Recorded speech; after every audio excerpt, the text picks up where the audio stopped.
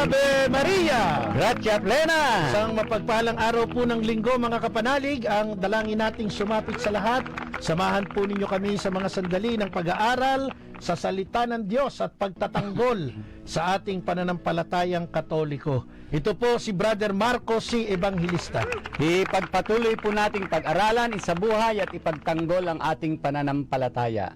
Isang mapagpalang araw po ng linggo, ito po si Tatang Larry Lamco, Malyari. Amen. At siyempre, yung ating mga poging partner sa ating technical side. Ipakindat-kindat pa Si Engineer Marlon San Diego at si Brother Clinton. na hindi asawa ni Hillary. Yan. At saka si Brother Romar. Yan. So, purihin ng Diyos. May mga kasama tayong magagandang lalaking pareho natin. At andyan na siyempre si Sister Cheska. Andiyan na ba si Valera. Cheska? Hello, Cheska.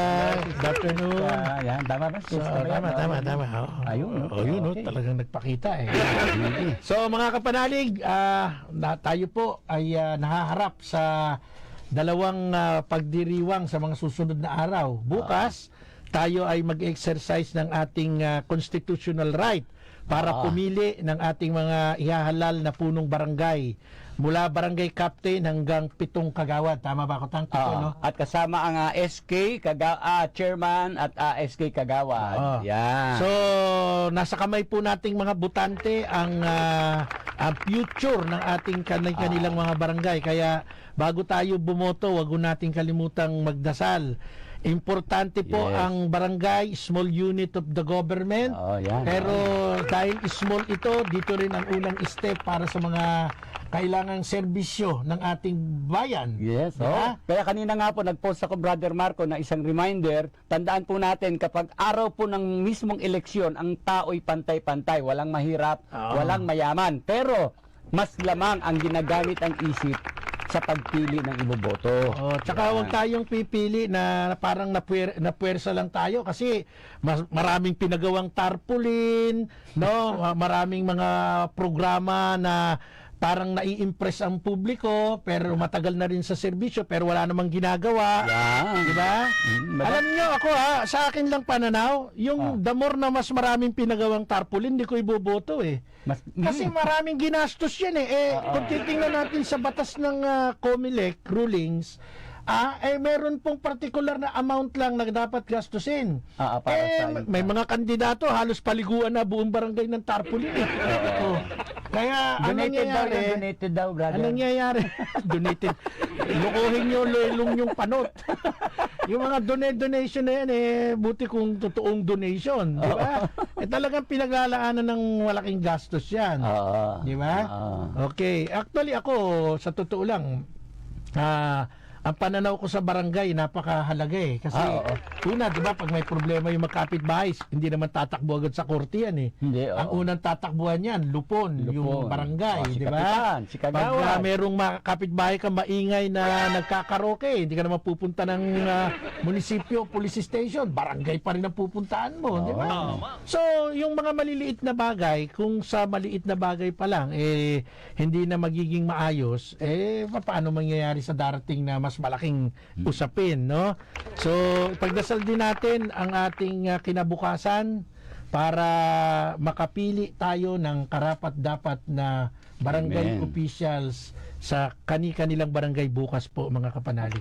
Bago tayo magpatuloy, magpapasalamat lang po ako sa mga Knight of Columbus ng North Luzon State. Thank you very much po sa kanila. Particular sa nag-imbita sa iyo si Kuya Manuel Naldosa. At kay Brother Pasky Carbera, ang kanilang State Deputy. Salamat po sa inyong lahat. Ako naman kahapon ay nariyan po sa San Roque, parokya ng San Roque, Baluarte, Nueva Ecija. Nagbigay po tayo ng Marian Symposium sa pagdalaw ng imahe ng Nuestra Señora Spanish yung Our Lady of Peace and Good Voyage Antipolo. Okay. Yung pilgrim image ng Our Lady of Antipolo dumating sa parokya ni Father Robert de la Cruz at inimbitahan tayo doon sa pangungunan na rin ni Brother Carlo Ramirez, no? So, na-encounter din natin yung aking kaibigan at kapitbahay sa Taguig. Nando doon naka-assign si Reverend Father Marlon Beredo. Ah, Nang okay. galing sa Santa Elena Paris, tapos umikot, nagkita kami sa parokya ng San Roque. Thank you po, Father Robert de la Cruz at Brother Carlo. No, siyempre si Sister Juby Zamora doon sa kanyang parish secretary, napakamaasikaso. At nga pala, nag-text yung ating kumparing Consel Amos Caranza. Ah. Gusto lang po natin ipaalam sa mga taga Catanduanes, meron pong bagong klinika dyan sa Catanduanes State University, ang Caranza Dental Clinic. Yan. Okay. So pagka kailangan ng dental care. Yun. at saka napakagaling na dentista na si Dr. Caranza. si Dr. Amos Caranza. Yes, ng Baras. Dentista na, konsihal pa. Yun, oh. Ano yan? Bayan ng Baras. Apo, Baras. Bayan ng Sa Baras. Oo. Konsilor Amos, Dr. Amos Caranza. At kinukumusta ka ni Rudy Rosario, brad, ha? The Honorable Rudy Rosario. Isang honorable Consel si Amos. Ayos din, Okay. Amos. So, diretso na tayo. Sabi ko, Okay. dalawa yung gagawin nating mahalagang paghahanda sa araw na darating. Inon na may Bukas, eleksyon, barangay election. Then, Sa susunod ay yung ating paggunita ng undas. O tandaan nyo po mga kapanalig, pag sinabi hong January tuloy, November pag sinabing 1st. November 1, All Saints Day. araw ng mga Araw banal. ng mga santo. Santo. Ngayon, October 31, meron tayong tinatawag na Halloween. Yung mga anak ninyo, mga pamangkin, apo, ng mga bata, huwag niyo yung gayakan ng mga gayak demonyo. Mga impacto. Oo, kasi ang Halloween, ang ibig sabihin ng Halloween, derived from the word hallow, banal. Banal, yes. Kaya dapat isuot ng mga bata ay mga kasuotan ng mga santo. Ang ilalagay sa ulo yung halo. Huwag sungay. Ang sungay. Gusto nyo ba, inong bata, ginagaya ka mo ng itsurang demonyo at impacto. Nung lumaki, sabi mo, napaka-impacto ugali nito. Ikaw may kasalanan. Kayo po nagpalaki sa akin dyan, eh. So, lagyan nyo ng gayak ng mga banal, santo. di ba? Dami naman. Yung Marami, aking marami. apo sa pamangkin sa Plari del Bulacan, si Alexa, sinuutan ng Mater Dolorosa. Wow. At saka si, yung anak ni Lucky, pamangkin ko rin, apo ko sa pamangkin. Di ba? Ang ganda na Aquila, si Aquila. Ang gaganda ng mga forma, mga santo. Saint Benedict pa yung ni Aquila Yung apo ko rin hindi naggaganyan, eh, kasi hindi sila Katoliko. Yun lang. Hindi nagaya ka ng santo. Hindi. Bakit pag ginaya ka ng lolo, sa makabilang buhay ang lolo. Okay. Sige. So, dalawa po, mahalagang gagawin nating paghahanda. Happy long weekend, ha? Election bukas at sa kinabukasan, November 1, ay araw ng mga santo at araw ng mga yumao, ang November 2. Yes. Pagdasal natin ang mga yumao. Amen. Ito na. Alam po ninyo, mga minamahal na kapanalig, kapag pinag-usapan natin itong binanggit nating All Saints Day at saka All Souls Day, no? Agad-agad po makakatanggap ang Catholic faithful ng atake mula po sa mga sekta protestante o mga sektang tinatag ng tao. Ang unang-unang salitang maririnig natin sa mga protestante, pag sinabi mo pang undas o kaya araw ng mga patay, araw ng mga santo. Ano sinasabi Ang nila? unang tirada dyan, Ano? nasa Bible ba yan? Ayun. Okay. Nakasulat ba yan sa Biblia? Yan ang mga tirada. Alam mo, Brother Marco, tayo pong mga Katoliko, Kristiyano Katoliko, ay naniniwala sa tinatawag po na purgatorio. Na ito nga po ang kinaroroonan ng mga taong naniniwala, no? Na kinaroroonan rather ng mga taong namatay na. Ito yung dakong kung saan po ay nililinis ang mga kasalanang nagawa ng mga taong namatay na. Purgatorio. Yan. At dito naman pumapasok yung linya ng atake, no, sa mga protestante tungkol nga dyan sa binabanggit mo na aral ng purgatorio. Nakasulat ba yan sa Bible? Alam mo pagkaganyan, naalala ko lagi si si Hamsky Ray. Si Hamsky Ray, lahat yata ng post ni Hamsky Ray binabanatan ng mga protestante. Ang problema kay Hamsky Ray, ang bumabanat sa kanya, hindi magaling si Hamsky Hamskirei. Oo. Ang problema, ang mga bumabanat sa kanya, puro bogus. Oh, akala ng mga bogus, hindi sila papatulan. Mapagpatol si Hamskirei. Papatulan kayo dahil tagapagtanggol. Oo, Kasi hindi, pumapatol yan sa kalaban. for the Oo. sake of truth. Oo. no? Kahit alam ni Brother Hamskirei na itong mga kaharap niya yung mga bogus, Oo, yung papatulan account, sila. Oo. para sa katotohanan at sa aral ng pananampalataya, titindigan kayo niyan. Papatulan Oo. kay Hamskirei. Hello, Brother Hamski. Tuloy natin, Okay, Brad. tuloy mo lang, Brad. Saludo sige. kami sa'yo. Sige. Pero, Okay. tawag dito, yung mga tira ng mga, Kapitan, Weng Takaira ng Lower Bikutan, mabuhay ka. Ay, kumusta ka raw? Sabi ni Colonel Agapito Pilaes. ng Lower Bikutan. Oo, yan, sige. Ayan. Okay. Actually, itong si Brother Weng Pakaira, kasama natin to sa ating paglilingkod Oo. sa ating simbahan. Active yan. Oo, at saka dito sa Radio Veritas, nung mga bata-bata pa tayo. Oo. Okay, ngayon. Original nakagrupo natin dito yan. Naging Ka-text pa. barangay captain ng Lower Bikutan ngayon. At maganda ang sitwasyon ng Lower Bikutan. Last term na. Naka-last term. Hindi, mag-last term ngayon. 3 term. Oh, ngayon nga. Makakatatlo siya. May Oo. awa ang Diyos. Siyempre, panalo na eh. Oo. At tayo nagpo-promote tayo ng totoo ha. Hindi tayo nagpo-promote ng Binabanggit bogus. lang natin dahil nakasama po natin siya sa mga Oh. mission natin.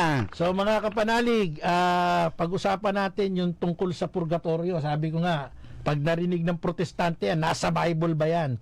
So bago po natin sagutin yan, Tatang Larry, mga kapanalig, alamin muna po natin saan po ba nag-originate o saan po ba nagmula ang salitang purgatorio at ano nga po ba ang purgatorio? Okay. Ito kasi kailangan tang intindihin to eh. Pag hindi natin to tinrace back yung origin niya, magmumukha talaga tayong angat. Hindi Angat natin na angat. mapapaniwalaan na may Sige. purgatorio. Okay. Una, ang kahulugan po ng salitang purgatorio mula po sa Old French ay purgatoire, na nagmula naman po sa medieval Latin na purgatorium.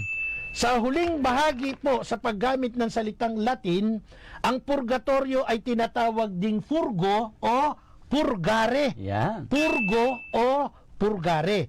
So, ang ano ba ibig sabihin ng purge, Tatang Larry? Purge.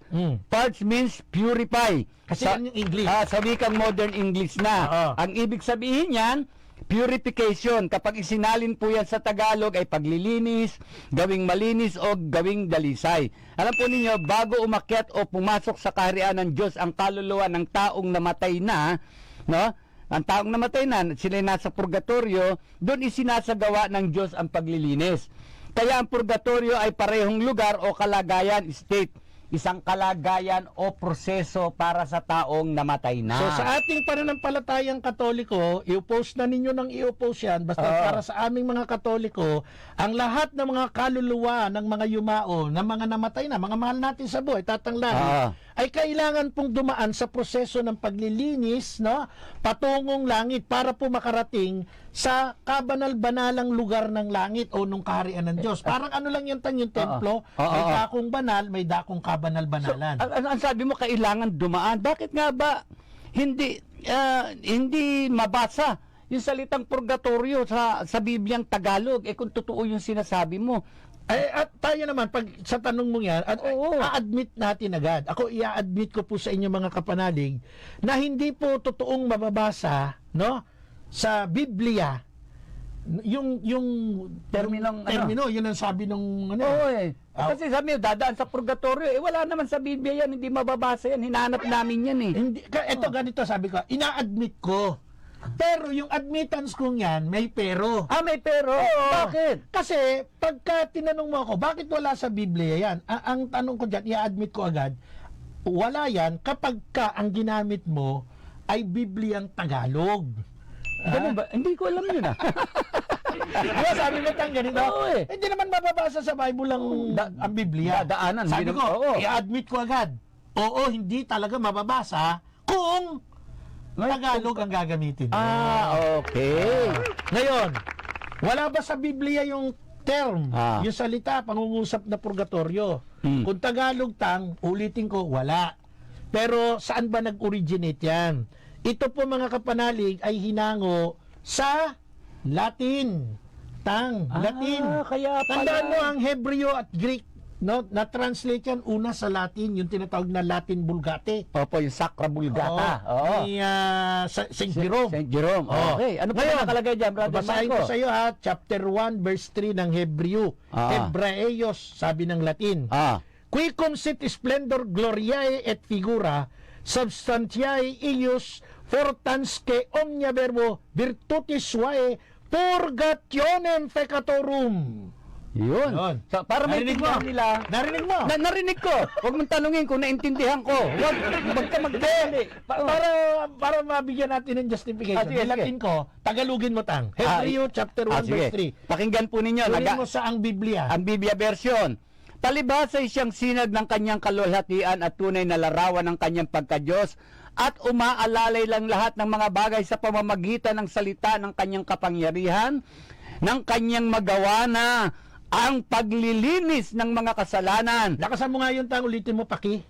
Nang magawa na ang paglilinis ng mga kasalanan ay lumuklok sa kanan ng karangalan sa kaitaasan. Alam mo yung pinaulit ko sa iyo, pinalakasan ko sa iyo para marinig ng mga kapanalig natin. Paglilinis ng mga kasalanan. Ang salitang paglilinis ng mga kasalanan na binasa ni Tatang sa ang Biblia Hebreo chapter 1 verse 3 sa Tagalog ay katumbas po ng salitang forgationem pegatorum sa Hebraeos chapter 1 verse 3 ng Latin Biblia Sacra Vulgata. Ayun naman, kaya naman pala hindi matanggap ng mga sektang sulpot ang aral ng purgatorio ay hinahanap nila ang salitang purgatorio sa Bibliang Tagalog. Yun ang sinabi ko. Ganun ba yun? Kaya ina-admit kong wala sa Biblia Tagalog. Kaya ano ang moral lesson? Lesson para sa mga umaatake sa aral ng purgatorio.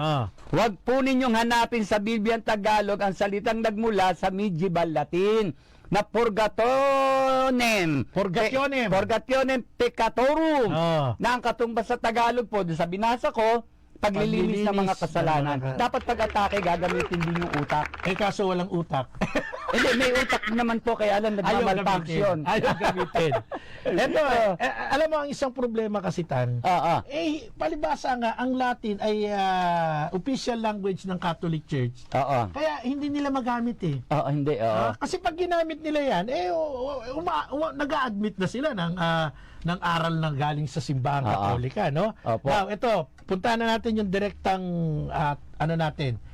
mga punto por punto natin. Okay. Bakit po kailangan dumaan ang kaluluwa ng mga namatay, ng mga yumao sa purgatorio o sa tinatawag nating proseso ng paglilinis o dako ng paglilinis? Okay. Una, sa Roma chapter 3 verse 23 po, no?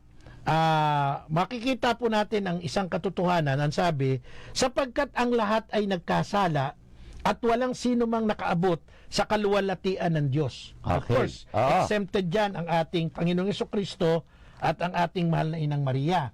No, yung Roma chapter 3 verse 23. Ngayon, ang lahat ba ng tao, Tatang, ay totoong nagkasala? Di ba? Admitted naman tayo dyan. Okay. So ano ba yung dalawang uri ng kasalanan na maaaring ginagawa natin, nagawa ng mga yumao, no? At patuloy na magagawa pa ng mga naglalakbay. Ano ang kasalanan na tinutukoy ng Biblia? Dalawa yan, Tang. Una, basahin mo yung unang aklat ng Juan, chapter 5, verse 16 to 17. Kung makita ng sino man na ang kanyang kapatid ay nagkakasala ng kasalanang hindi ikamamatay, ay idalangin siya at bibigyan siya ng Diyos ng buhay na ukol sa mga nagkakasala ng hindi ikamamatay.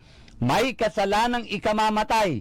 Hindi tungkol dito ang sinasabi ko na idalangin niya. Yan. So, na-observe mo yung binasa mo, Tang? Yung sinabi kong dalawang uri ng kasalanan? Merong ikamamatay at hindi ikamamatay. Ayan. So, ano mang gawaing labag sa utos ng Diyos, mga kapanalig, ito po'y itinuturing na kasalanan. Pero tandaan po natin dito sa binasa natin sa 1 John 5:16, 17, ang kasalanan po ay nagbubunga ng isang kasalanang humahantong sa kamatayang espiritual.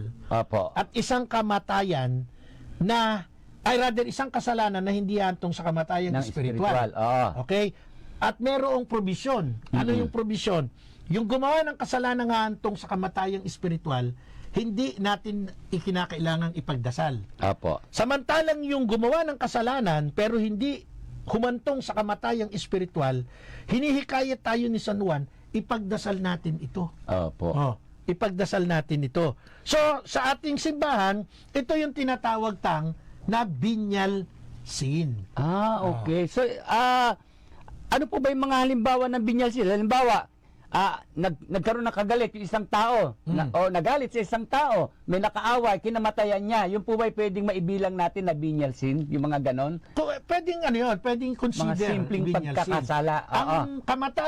Ang kasalanang hahantong sa kamatayang espiritual, yung mga grave case. Opo. Murder. Opo. Ayan. Rape with murder or kahit rape. Diba? Oo. At marami pa na mga kahalintulad nito. Opo. Yun yung tinatawag na kasalanang humantong sa kamatayang espiritual. Oo. Okay. So katulad nun. Pero yung halimbawa, nagalit lang ako sa iyo, tapos namatay ako. Oo. Kumbaga, namatay ako na may inis ako sa iyo. Hindi naman talagang galit na Buti galit. hindi ako in-example mo ngayon. Oo. Ako namatay, ha? Di ba? Sige. Siguro, ang Diyos naman makatarungan sa lahat. Halimbawa, nagnakaw ako. Sige. 1,000,000. Nagnakaw ka, 100. Namatay tayong dalawa ngayon. Hindi ibig sabihin na nagnakaw ako ng 1,000,000, ikaw 100, diretso ka na ng langit. Hindi pwedeng ganoon kasi nagkasala ka pa rin eh. Lahat ng bagay na masama, kasalanan. Pero pagdating sa katarungan, kahit naman sa local court lang iba ang parusa sa akin, iba ang parusa sa iyo. Ibig mong sabihin, kahit na maliit lang ang kasalanan na hindi hahantong sa kamatayang espiritual, hindi pa rin pwedeng diretso na lang sa langit. Hindi. Maliit lang naman yung ninakaw ko Yun nga yung sample ko. Nagnakaw ako ng 1,000,000, ikaw naman nagnakaw ng 100, sabay tayong namatay. Don't tell me, palibasa 1,000,000 na ninakaw ko, impyerno ako, ikaw, 100 lang, langit ka. Hindi. Hindi pwede mangyari yun. Ibig mong sabihin, kahit maliit lang ang kasalanan, hindi pwedeng pumasok sa langit. May batayan ba yun? Hindi ako nagsasabi Biblia, babasahin ko sa'yo. Meron. Oo. Sige. Para sa susunod, nakawin mo 1,000,000 din. Pareho din naman Okay. Basahin ko, Apokalipsis o Pahayag, chapter 21, verse 27. Ngunit, hindi makapapasok doon sa langit, ang anumang bagay na marumi sa paningin ng Diyos. Ganun pala yun. So, ang anumang uri ng kasalanan, na nagpaparumi sa atin, sa kaluluwa ng tao, kahit katiting na dumitang, kahit gating yan, kahit gating nga yan, ay hindi po magiging exempted na ikaw ay makapasok agad sa langit. So, para doon sa mga kapanalig nating maliit lang ang kaalaman, paano yung mga Kristiyanong pumanaw na gumagawa naman ng mabuti, subalit kinamatayan yung simpleng napakaliit na kasalanan o binyal sin? Paano po ba yun? Anong gagawin? Meron nga tayong tinatawag meron tayong tinatawag na proseso. At itong prosesong ito, isang pag-asa tutang Alam mo ba ang mga nasa purgatorio, ligtas na sila? Opo. Dangat nga lamang, kinakailangan nilang dumaan sa process na malinis sila dun sa mga sinasabi mong kinamatayan nilang maliliit, mga petty sins. Crimes. O yung mga venial sins nila. So, itong purification process, sa purgatorio, ang tawag nga natin yan, purgatorio. Kaya tayong mga namamatay, na mga Kristiyano, Katoliko, naniniwala tayo doon kasi pag-asa yung tangi. Ang totoo, ang talagang term na gagamitin natin doon, ligtas na yung namatay na yan, kaya lang kailangan niyang iproseso sa paglilinis para talagang purified na siya para pumasok sa langit. Batay na rin dito sa Pahayag 21-27. Kailangan kahit kaliit-liitan, walang matitira na kasalanan. Ito sabi ng Mateo chapter 5 verse 25 to 26. Katotohanan sinasabi ko sa inyo, sa anumang paraan ay hindi ka makalalabas doon hanggat hindi mo nababayaran ang huling sentimo. So sa talatang binasa mo, mauunawaan natin na ipinapahiwatig ng ating Panginoon na Jesucristo sa isang bilangguan. Ang bilanggo dito ay hindi makakalabas malibang mapagbayaran ang kahuli-hulihang sentimo. Opo. Yun ba yan? Kaya yan yung gagamitan natin ng mga pag-offer ng prayer, pinagdadasal natin. Mamaya pupuntahan natin yan, Pero maintindihan dapat natin, hindi totoo na pag namatay ang tao kahit maliit ang kasalanan, diretso sa langit. Meron pong proseso ng purgatorio. Brother Natulyong, shout out po sa iyo. Brother Chito Soliven ng Tarlac. Oy, Tarlac ha, namatay ang mahal na obispo. Nga pala. Enrique Macaraig ng Tarlac, ang aming taus-pusong pakikiramay. Si Bishop Macaraig, very supportive din po sa ating apologetic ministry. Actually, isa siya sa nag-endorse ng ating aklat pagtatanggol sa pananampalataya. May he rest in peace. No? Ngayon ay nariyan siya sa kanyang hometown sa Malasiki, Pangasinan, nakaburol, pero binurol sa Tarlac Cathedral, dinala lang sa hometown niya. Then ibabalik uli sa Tarlac, dun siya ibuburol, ililibing sa Tarlac Cathedral. Okay. So sa lahat ng mga pari ng Tarlac, lalo na po kay Father Randy Mignon, no? Kay Father Randy Sagun, ay Father Nick Rodriguez, ang amin pong taus-pusong pakikiramay. Father Raymond Cruz, no? Aming taus-pusong pakikiramay. Okay. Ako po si Brother Marco Evangelista, si Tatang Larry Malyari. Hello, Pans. Ating partner sa loob ng 16 na taon. Ayun, no? Ang ating programang Apologetica ay naririnig po sa Radio Veritas. Siyempre kasama natin sa ating technical side si Brother Clinton at ang ating PA ay ang ating magandang sister Cheska Valera. Okay? So mga kapanalig, masarap pong pag-usapan ito kasi ang mga protestante po ay walang humpay sa pag-atake, Sister Menji Ingal, yung iyong apo katulad ni Kiona na namatay, no? Eh yung mga bata hindi na kailangan pagdasal yan, mga anghel na yan Yun ang namang mabigat na kasalanan yan. Pero yung mga namatay na meron ng sapat na kaisipan, yan. no? Dapat po talagang alayan natin ng panalangin. Yes. Ito yung paraan para po sila'y makaahon dun sa proseso ng paglilinis o yung purification sa purgatorio. Tandaan nyo po, binasa ni Tatang Larry kanina yung, ako nagbasa yung Hebreo, Mateo 5:25 to 26, no? Hindi mababayaran ng huling sentimo yung mga naroroon sa sinasabing lugar o dako. Ano ba yung dakong yun, Tatang Larry? Na hindi kasi pag sinabing hindi ka makakalabas dyan hanggat hindi mo nababayaran ang kahit kalitnitang sentimo, meron tinutukoy na dako doon. Kasi sa pagkakabanggit doon sa Mateo 25:26, may mga nakabilanggo. May mga nakabilanggo, no? Na talaga hindi sila makakalabas kahit kahuli-hulang sentimo na kailangan pagbayaran nila. So paano nating mauunawaan yung Brother Marco, yung lugar na yun, at ano yung kahuli-huli ang sentimong tinutukoy? Ito, basahin na lang natin yung unang aklat ni Pedro, chapter 3 verse 18 to 19. Ang ganda nung sinabi dito. Pakibasa mo na, Tang. Okay po. 1 Peter chapter 3 verse 18 to 19. Sapagkat si Kristo na walang kasalanan ay namatay ng minsan para sa inyo na mga kasalanan upang iharap kayo sa Diyos. Siya'y namatay ayon sa laman at muling binuhay ayon sa Espiritu. Sa kalagayang ito, nagpunta siya at nangaral sa mga espiritong nakabilanggo. Hindi mo namin invento yung term na bilangguan Kasi nakasulat diyan sa binasa natin 1 Peter 3:18 to 19.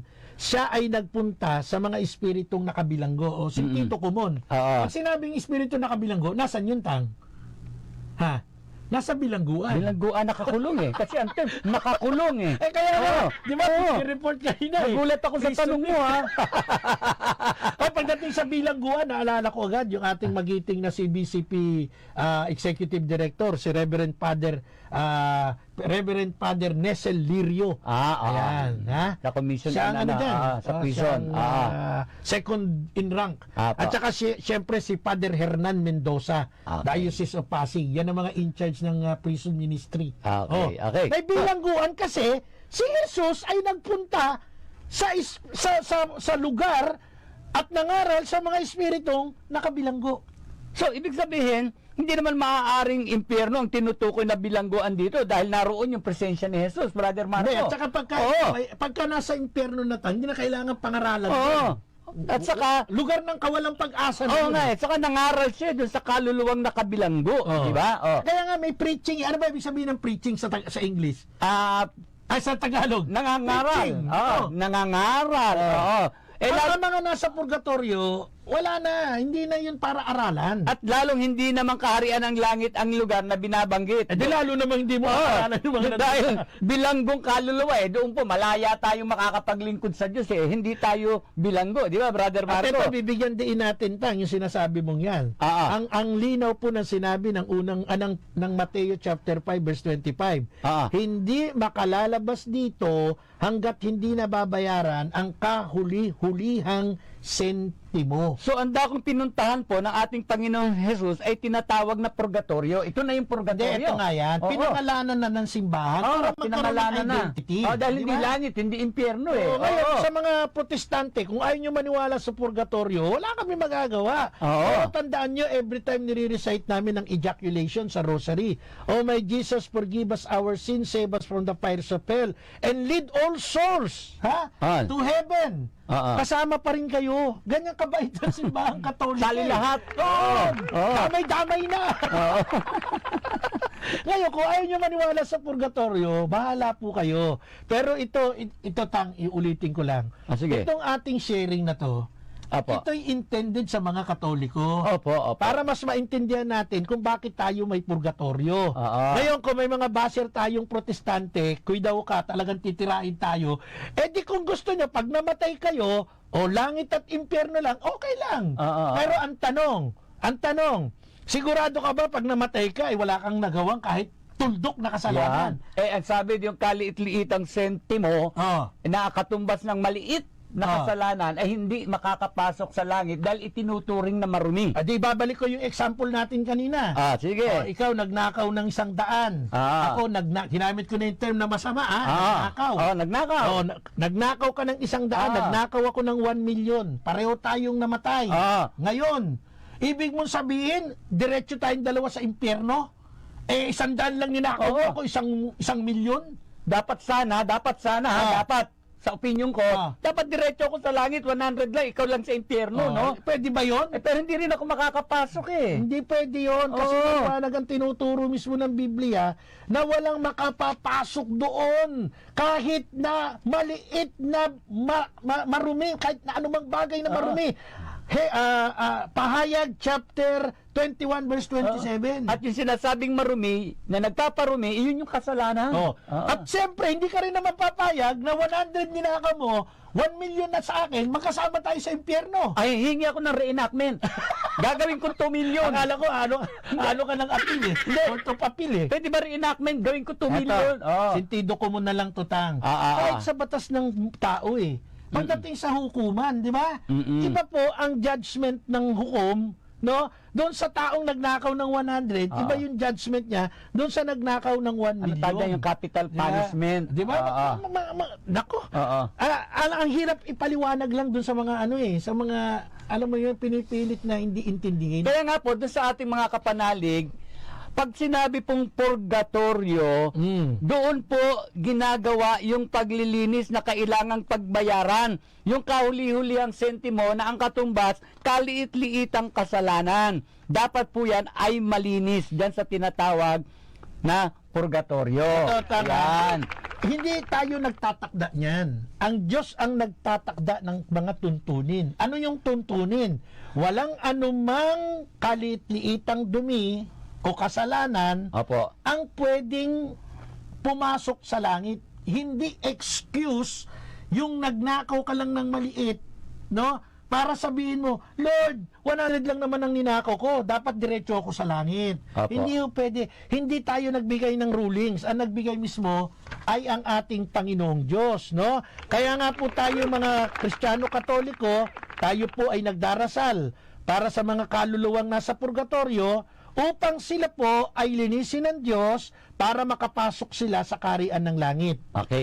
Ngayon, dito na naman uli, babalik tayo. Totoo ba yung atake ng mga sulpot na sekta? Kasi binanggit mo kailangan ipagdasal natin yung mga namatay na para linisin doon nga sa purgatorio. Ngayon, may atake po dito yung mga sektang sumulpot lang. No? Ang sabi nila, wala ng kabuluhan yung ginagawa nating pagdarasal para sa mga namatay na. Yan. Alam mo kung bakit sinasabi nilang wala ng kabuluhan yung yung pagdadasal. Kasi meron silang ginagamit na talata diyan, yung Ecclesiastes chapter 9 verse 5 to 6. Ano Na ang sabi isang doon? namatay na, no, wala nang kamalayan. Wala nang Okay. kamalayan, di ba? Oo. Ginagamit nila yan eh. Pero tandaan nyo po mga kapanalig, yung Ecclesiastes chapter 9 verse 5 to 6, na wala nang kamalayan ng mga patay, ito po ay tumutukoy sa physical na kamatayan ng Yung katawan. katawang lupa. Oo, yung Oo. physical, Oo. yung psychological, at Oo. yung kanyang mental aspect. Oo, yung kakayanan niya, wala Ito na. naman talaga pagpatay na, yung nandun sa kabaong, Wala na yun. Oo. Wala nang psychological, wala nang physical, wala nang mental Wala yun. emosyon na yun. Pero Oo. tandaan din natin na ang komposisyon ng tao hindi lang naman yung etong katawan. Yung physical corpus, body. diba? Oo. Meron pa tayong another dimension, yung ating kaluluwa. Oo. Diba?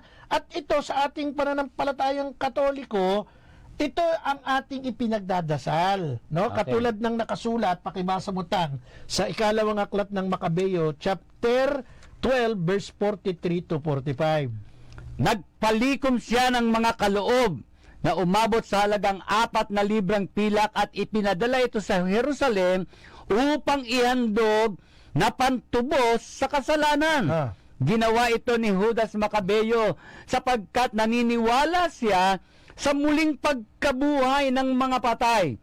Kung hindi siya umaasa na ang mga patay ay muling mabubuhay, magiging kahangalan lamang ang ipanalangin pa ang mga namatay na. Dahil buo ang kanyang paniniwala na ang lahat ng namatay na nanatiling makadiyos ay tatanggap ng dakilang gantimpala. Ginawa niya ang paghahandog na yon upang ang pagkakasala ng mga namatay na ito ay patawarin. So dito po, binibigyan natin ng emphasis. Bakit natin pinagdadasal ang mga namatay na? Kasi po sa Biblia, ikalawang aklat ng Makabeo, meron pong nagyari dyan, doon sa tinatawag na matalinong si Judas, hindi to si Judas Macabeo o si Judas Iscariote, makaiba yan. Rather, Judas Macabeo. Judas Tadeo at Judas, ano to dyan? Judas. Macabeo. May Judas Iscariote, yung taksil. Ay, ngayon, sa bagong tipan, may Judas May Judas Iscariote, Iscariote, Judas Tadeo, Tadeo. Santo yun. Santo naman yan. Ito sa lumang tipan, si Judas Macabeo. Ito'y mandirigma ito. Oo. Yan, Kaya ito mga kapanalig, ano po, tandaan natin, maliwanag ang sinabi, naghandog siya upang ang pagkakasala ng mga namatay na ito ay patawarin. Nasa huling bahagi na po tayo ng ating palatuntunan at tawag dito, ito pinapaintindi natin, ulitin ko. Ang concern po natin sa ating topic is the faithful Catholic faithful. Opo. Sa atin po, meron tayong practice na pinagdadasal ang mga yumao kasi po naniniwala tayo sa kapatawaran ng mga kasalanan through our prayer. Meron tayong tatlong dimension na sa simbahan, yung tinatawag na simbahang naglalakbay, tayo yon. Simbahang naghihirap, suffering church, yun yung mga nasa purgatorio, at victorious church, yun yung nasa langit. No. So yung tatlong yan, pag tiningnan yan, pabilog yan eh. Opo. Ang mga nasa langit, pinagdadasal tayo, tayong mga buhay, pinagdadasal yung mga nasa purgatorio. Yung mga nasa purgatorio, pinagdadasal din tayo. Opo. Vice versa dun sa victorious Kumbaga, church, yun yung cycle pinagdadasal. niya. Cycle. Ganyan kaganda ang ating pananampalataya. So, ibig sabihin, walang katotohanan yung sinasabi ng mga sekta na walang kabuluhan na ipagdasal pa at patawarin ang mga namatay na. Samantalang sa lumang tipan, sa matandang panahon, ginagawa na ito katulad nga ng sinabi sa Makabeo 12:43-45 na ginawa ni Judas Macabeo. Ipinanalangin ang mga namatay na para patawarin sa kasalanan. Yan ang maliwanag eh. Ang problema, ang protestante hindi talaga tinatanggap yung Dos Macabeo. Kasama yung iba pang 6 na aklat. Yan yung tinanggal nila. Kasi yan yung tinatawag na deuterocanonical. Deuterocanonico. Tinanggal ni Martin Luther. Kaya itong mga protestante, hindi sila elib sa sa pagdadasal sa mga yumao. Dahil nga po yung ating basis, yung tumakabis ay hindi rin nila tinatanggap. Hindi elibs. Sa elibs. ledgi lang. Oo. Di ba? Kaya ang problema. Kaya tayo, huwag tayong makinig sa kanila. Kasi mahal natin yung mga yumao eh. Ako, nanay ko, tatay ko, ate ko, kuya ko, no?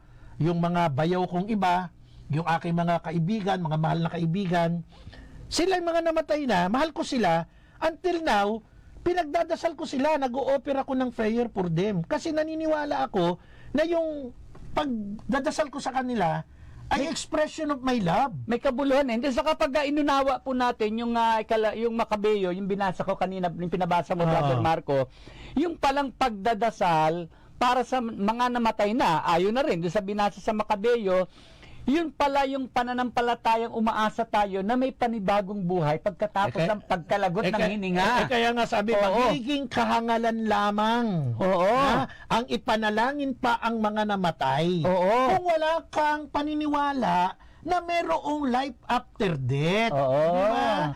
Dahil we believe in life after death, at ang pagdadasal natin is our expression of love doon sa ating mga dearly departed loved ones. Ginagawa natin yun. Hindi naman katulad ng pinanggalingan mong kulto tang pag namatay nilagay sa nicho tapos na. Alam ko yun kung bakit eh. Alam mo? Kasi yung patay na wala ng silbi. Alam mo kung bakit? Hindi niya kayang mag-abuloy, magtanging handugan, magpasalamat. Yun lang. Brother Alfred Martin de Castro, yun lang. Di ba? Ito ang basis nila, yung ulitin ko, Ecclesiastes chapter 9 verse 5 to 6. Wala nang kamalayan. Totoo yan. Sa aspetong physical, psychological, mental. Pero tingnan mo tanga, kung totoong ang namatay, wala na. Hindi, wala na. Ay, natatandaan mo dun sa Matthew chapter 17 verse 1 to 9, si Elias at si Moises nakita sa transfiguration ng Panginoong Yesus. Diba? Naalala mo yung sa mayaman at si Lazaro? Si Lazaro, yung hihingi ng tubig. Diba? Bakit may mga tagpo ng ganun sa Biblia na mga namatay na? Mga namatay na. Sa aklat ng Pahayag chapter 6 verse 8 hanggang 11, yung tinatawag na mga martir. Nagsasalita sila dun eh. Humingi sila ng katarungan. Diba? Sa mga namatay. Paano yung Hebreo chapter 12 verse 23, sabi doon, lumapit kayo sa espiritu ng mga banal na nandun sa dakong inilaan sa kanila ng Diyos. Nasa ba mga banal? Paano ngayon yan, di ba? Ito pa. Meron pa tayong tinatawag na yung pagpapakita na merong isang humingi siya ng tulong dun sa isang espiritista. Pagkatapos lumabas yung espiritu dun sa sa isang lupa eh. Pagkatapos sabi niya, bakit mo inaabala yung aking pamamahinga? Nakasulat po yan sa aklat ng unang aklat ng Samuel chapter 28 tsaka yung aklat ng Deuteronomy. Alam mo kung sino yon? Si Saul at si Samuel. Si Saul humingi ng tulong dun sa isang espiritista. Pagkatapos itong espiritista, tinawagan si Samuel. Bakit niyo ako lumabas si Samuel. Sabi niya gano'n, bakit niyo ako tinatawag na babahinga na ako? Paano ngayon niya, di babanggayan dun sa Ecclesiastes? Dito, yung pinag-uusapan natin dito, ng mga, ito spiritual aspect ito, hindi ito yung physical body. Yun! Ang problema sa mga nagtuturo na wala na ang patay, kalimutan nyo na yan. Ang nakapokus lang kasi sila, yung physical yung physical. Pero mali po. Tandaan po natin, sabi nga sa unang aklat ng Korinto 13:13, mawawala meron tatlong umiiral, yung pag-asa, pag-ibig at saka pananampalataya. Amen. Higit sa lahat diyan ay ang pag-ibig. Kaya pag pinagdadasal natin yung mga namatay na, alam niyo po yan, expression of our love yan sa kanila. Huwag niyong kalimutan yun. Saka Brother Marco, yung pagdadasal po natin sa mga namatay na, na pinapractice natin, ngayon kahit modernong panahon ng Kristyanismo, hindi po yan bago. Katunayan, yan po ay ginawa sa lumang tipan, ito nga sa Makabeo, ni Judas Makabeo. At alam mo ba sa modernong panahon ngayon, sa modernong panahon, maging ang mga Hudyo, itong Israelita, yung mga Jewish, no? Sila'y naniniwala ring dapat ipagdasal ang mga patay. Hanggang ngayon, pinapractice po nila yan. Yung bagamat hindi nila direktang ginamit yung salitang purgatorio, Brother Marco, yung kanila naman pagdadasal sa patay, tinatawag na Kaddish. Ibig sabihin po, mga banal. Sapagkat naniniwala sila na pwede pang linisin, dalisayin ang kaluluwa ng taong namatay na para tanggapin sa langit. Oh, ito Yun. pa, bibigyan kita ng yan binase mo ay practice ng Hudyo. Mga Hudyo, oo. Hudyo. Oo. So ito, babasahin ko sa ito Tapos bigyan mo ako ng paliwanag kung ano ang ano ang masasabi mo. Sige. Ecclesiastico chapter 7 verse 33. Pakinggan niyo pong mabuti mga kapanalig. Magmagandang loob ka sa mga buhay. Anong Okay. gagawin mo? Kung Magmagandang loob ka sa mga tutulong buhay. ako. Exactly. Mag-aabuloy, mag-aambag. Yan. At huwag mong ipagkait ang tulong mo sa mga patay. Sasama ako sa libingan? hindi pwede. Hindi ka muna. Ito, para mas maintindihan ng mga kapanalig, babasahin kong diretso. Diretso mo na. Sige. Magmagandang loob ka sa mga buhay Okay. at huwag mong ipagkait ang tulong mo sa mga patay. Makiramay ka sa mga naulila ng isang mahal sa buhay at makidalamhati ka sa kanila. Tingnan niyo po, tatlo to. Magmagandang loob ka sa mga buhay. Tama yung sinabi ni Tatang. Tumulong ka sa mahihirap. Tumulong Charity. ka. Charity. Huwag mong ipagkait ang tulong mo sa mga patay. Anong tulong mo sa patay? Nag-donate ka ng abuloy.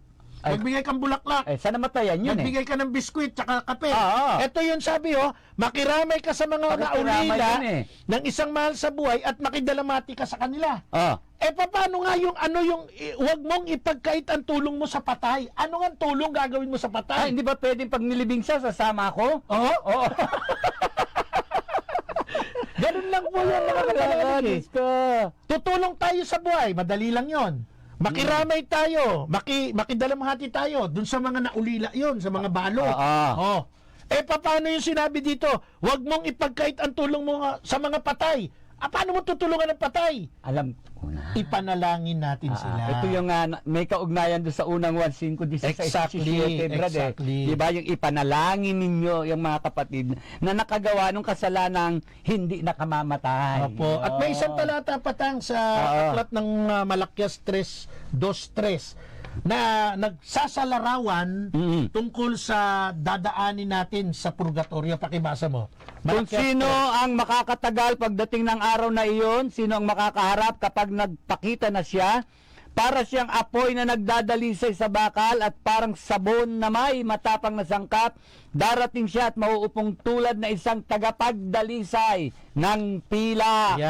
So, yung proseso po sa purgatorio, mga kapanalig, parang dumaan sa apoy. Dadalisayin ka dyan. So, ito yung purification process. Dinadalisay. Parehong-pareho sa ginagawa hanggang ngayon ng mga Hudyo. Kaya mga kapanalig, tayo bilang Katoliko, sa darating pong paggunita sa mga yumao, actually dapat talaga November 2 yan. Naging traditional na lang, practice na November 1 kasi All Saints Day yan. Kaya nga ang tawag sa lumang sementeryo, Campo Santo Huwag po nating kalimutan talaga to offer prayer sa mga yumao. Eternal rest given to the soul of all the departed, Lord. And let perpetual light shine upon them. May they rest in peace. Amen. Kasi kailangan po nila yan. Kailangan nila yan. At tandaan nyo, every time na maglalabas ka ng prayer sa mga departed ones, yan po yung expression of our love. Bukod pa dun sa kandila, bukod pa dun sa mga bulaklak. Di ba? Expression of our love yan. Eto tandaan nyo, hindi naman yung patay ang ating dinadasalan Ipinagdadasal natin sila. Di ba? Hindi tayo nagdadasal sa kanila, ipinagdadasal natin sila. Sa Diyos natin sila inihihingi ng tawad. Sa Diyos tayo nagdadasal. Sa pamamagitan ng mga banal. Tandaan niyo po yan. Okay? So, gunitain nating banal ang undas para po sa kapakanan ng mga yumao. Huwag na magdala ng video sa cemetery. Bawal na rin. Bawal na rin ng gobyerno. Dapat. Okay, sa ating pagtatapos lang, babatiin ko lang. Happy birthday po, Most Reverend Jacinto Apujak Jose. Bishop Jacinto Jose, ang obispo ng Diocese of Urdaneta, Pangasinan. Ang pagbati po ay galing kay Seminarian Sostenes Alicdan ng St. John Paul II House of Formation at kay Reverend Father Ralphie Ichon ng Holy Cross Parish, Alcala, Pangasinan. Of course, galing din po sa akin, Bishop Jacinto Jose at kay Tatang Larry sa Radio Veritas. Happy birthday po. Pasalamat lang po ako kay Sister Isang Candido diyan po sa Muntinlupa, Our Lady of the Abandon. Okay, Yan. pupuntahan Okay. natin yan. Apo, Siyempre, apo. happy wedding anniversary po kay Daddy Carlos at kay Mami Linda, ang mga magulang ni Father Ronnie Santos dyan po sa Our Lady of Perpetual Help sa Cubao. Happy wedding anniversary po. At siyempre, salamat kay Sister Purisima Arsiaga at kay Sister Tita Arsiaga. Salamat Brother Arnel Borromeo sa iyong suporta at kay Kapitana Evelyn Tan Arago ng Barangay Affairs Thank you Office po. ng Taguig City. Salamat po sa inyong taus-pusong pagtulong sa ating misyon. Mabuhay po tayong lahat. Meron akong librong sinulat, panibagong libro, ipopromote ko na lang next week. No? Okay. Para po tayo lalong magkaroon ng malalim na debosyon sa ating mahal na Inang Maria. Ang title nito, Hail, Holy Queen. Yan, bagong libro ko pong sinulat. Ako po, si Brother Marco Evangelista, kasama si Brother Clinton. Kasama rin po natin si Sister Cheska. Ito po si Tatang Larry Lam Kumalyari. Hanggang sa susunod, maraming salamat po. At kaming lahat ay laging nagsasabing, Sumainyo ang katotohanan. Salamat Bye-bye po. I love you. Bye-bye po. God bless.